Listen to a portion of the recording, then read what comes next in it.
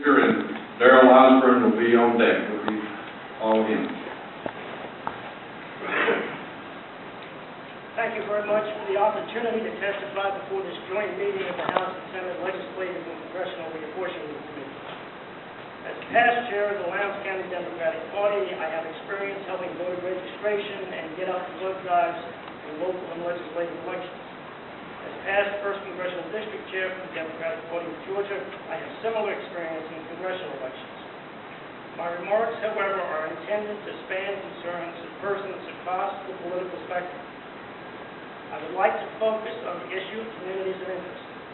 As you know, Lowndes County is currently split between the 1st Congressional District and the 2nd Congressional District.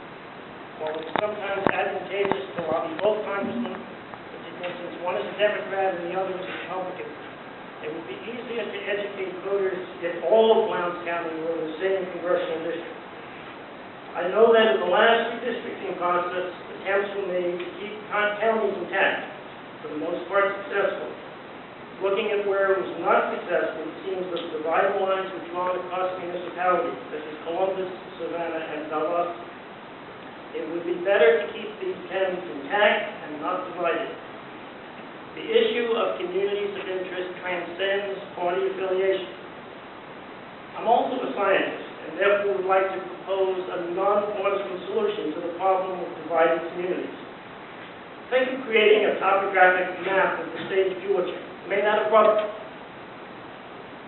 But instead of mountains and valleys, create elevations and depressions based on population density, with the most densely populated counties the deepest down. Then think of slowly graining on the map. The most densely populated counties will go up to the border first. That becomes the 1st Congressional District. Wooden it off and repeat the process for the next Congressional District, and the next. The result is compact, high-density urban districts, and then low-density, mostly rural districts. Because the urban districts and the rural districts each have their community of interest maintained intact.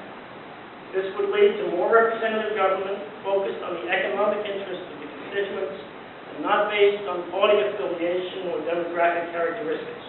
The process would be fair and impartial to all.